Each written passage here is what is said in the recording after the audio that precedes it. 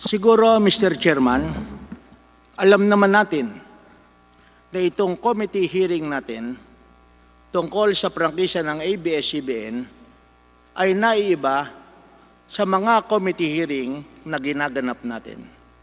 This is a well-publicized hearing na lalaman at nakikinig at sumusubaybay hindi lamang ang ating mga kapwa kinatawan, whether members or not members of the franchise committee, pati na ang taong bayan. At sa aking pananaw, siguro naman sasabihin ng mga kasapi ng technical working group na kahit na maraming issues, I am absolutely certain that like the ordinary people, they are carefully watching kung ano ang mga proceedings natin at sa tingin ko, alam nila kung paano ang gagawin sa kanilang technical working group, pati na ang kanilang report. Maraming salamat, Mr. Chairman. Mr. Chair. Kong Mike. Mr. Chairman, nais ko lang pong idagdag, kasi po dito po sa committee report, dito po ang tatlong tao na nakapirma, si Deputy Speaker Garcia, ang tumatayong tagapamahala ng Technical Committee. At para po sa majority, si Congressman XJ Romualdo. Sa minority po, ang nakapirma ay si Congresswoman Stella Kimbo. In fact, she voted against the committee report. Ang nais ko lang po sabihin, Mr. Chairman, sa party po ng majority, yun po ang responsibilidad ng mayorya. Sa minority, of which the Honorable Abante is our minority floor leader, which includes the Honorable Sorate, sila po ang dapat mag-usap sa minorya kung ano ang kanilang posisyon, kung meron man, Mr. Chairman. But as far as the majority is concerned, andito po nakapirma ang tatlo at may representasyon ang ating minorya. Thank you, Mr. Chairman. Thank you. With that, Comsec, pwede po ba ninyo mabasa yung title ng ating committee resolution?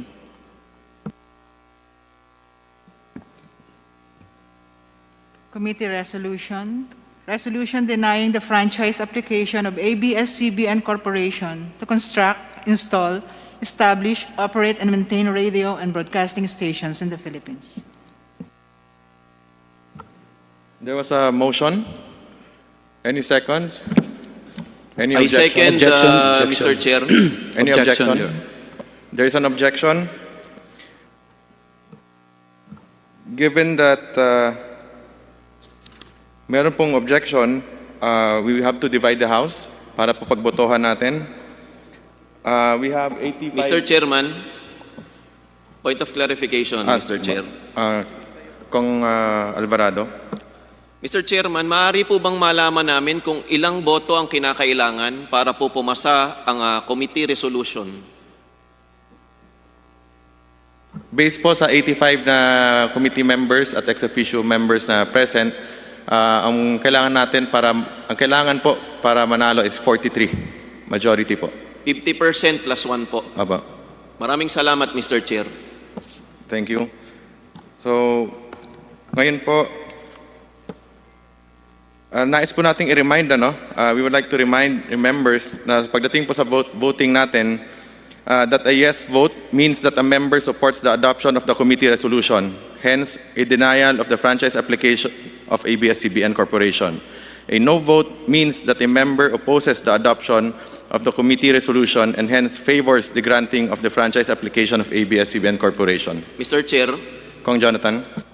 tama po ba na mga miyembro at ex-officio members lamang ang maaring bumoto sa House resolution po na pagbobotohan natin ngayong tanghaling ito? Tama po, that is correct. Mr. Chair, kung tama po yun, ang ibig sabihin po, ang pagbobotohan natin dito ay hindi yung pagbibigay ng, ang pinagbobotohan po dito ay kung umaayon ka ba sa committee resolution o hindi. Ang committee resolution, Mr. Chair, ay nagsasaad na hindi dapat bigyan ng prangkisa ang ABS-CBN. Kung sa gayon, Mr. Chairman, para po sa kaalaman ng ating mga kasamang members at ex-officio members na boboto po ngayong hapong ito, kung po kayo ay mag-yes, ang ibig sabihin po ng yes na boto po ninyo ay sumasang-ayon kayo sa committee resolution na huwag bigyan ng prangkisa ang ABS-CBN. Kung naman po tayo o isa sa atin ay boboto ng no, ang ibig sabihin po ay tumataliwas tayo sa committee resolution, hindi tayo umaayon sa committee resolution at nais po ng membro na bigyan ng prangkisa ang ABS-CBN. Tama po ba yon, Mr. Chairman? Tama, Kong Jonathan, at maraming salamat sa napakalinaw na pag-explain. Maraming salamat, Idol Chairman Chicoy Alvarez. Mr. Chairman, Mr. Chair, Kong Abante. so ibig sabihin, yung pagtanggap ng resolution na yan, hindi yung do you accept the resolution as filed or written, no? Therefore, kasama na rito yung pagboto mo if you are for the franchise or against the franchise. That's correct. So therefore, Mr. Chairman, pag ang boto po ay no, ulitin ko po ha, pag ang boto po ay no, ibig sabihin that you do not want ABS-CBN to continue.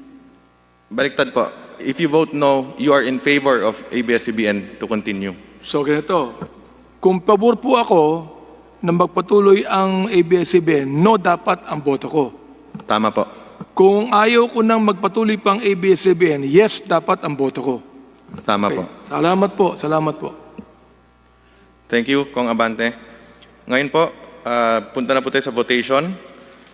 All those in favor of the adoption of the committee resolution denying the franchise application of ABS-CBN Corporation, please ask to be counted.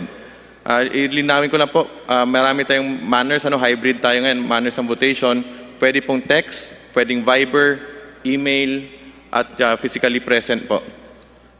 The committee secretary is hereby directed to count the votes and record the same.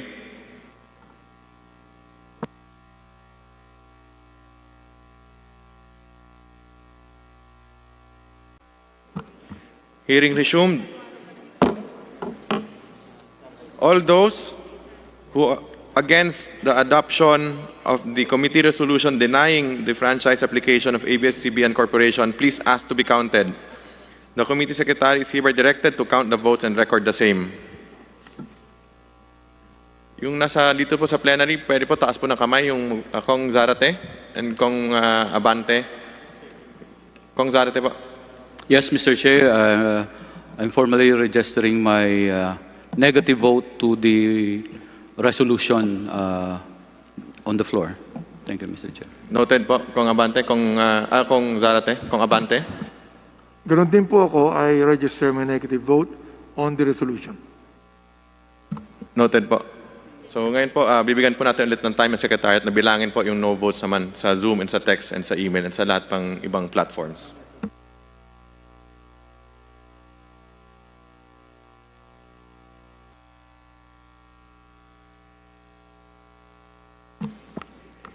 Hearing resumed. Andito na po yung report ng ating Secretariat. Linawin ko lang po, 85 members ang present, 44 po pala yung majority na kailangan. So, ang nag-yes, 70. Ang nag-no, 11. Dalawang yung nag-inhibit, isang nag-abstain. Ayun, yun ang total. So, 70 ang yes, 11 ang no. Dalawang nag-inhibit, isang nag-abstain.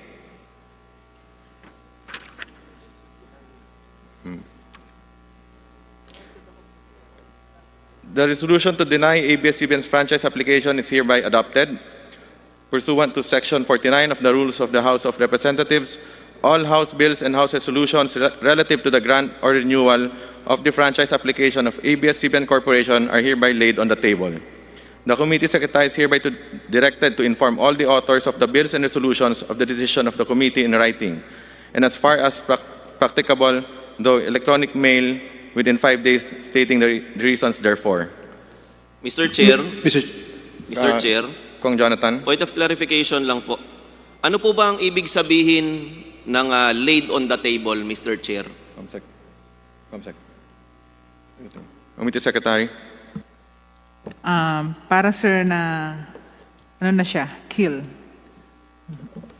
Maraming salamat, Mr. Chair. Ibig sabihin po, itong usapin patungkol sa pagre-renew ng application ng ABS-CBN ay hindi lang po isinantabi. Ito po ay tinapos na ngayong araw na ito, Mr. Chair. Tama po ba? That is correct. Kong Defensor. Mr. Chair, in parliamentary courtesy, when a bill is being approved, we don't necessarily vote no because we just lay it on the table just to make it stay in the committee. But technically, Mr. Chair, for a franchise application, the effect would be to kill the application of the franchise. But it is still in our rules laid on the table.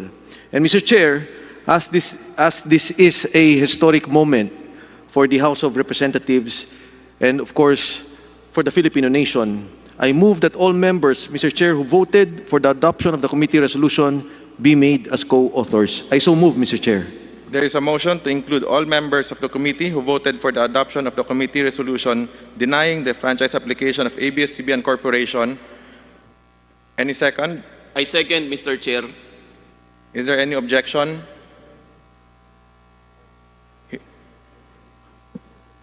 Who voted, not present? I'm sorry. I withdraw my objection. Without any objections, motion is approved. Mr. Chair, Kong I move Jonathan. that the committee adopt the other findings and recommendations contained in the technical working group report, Mr. Chair. There is a motion to adopt the other findings and recommendations contained in the TWG report. Any second? Second. Mr. Chair. Is there any objection? Hearing none, motion is approved.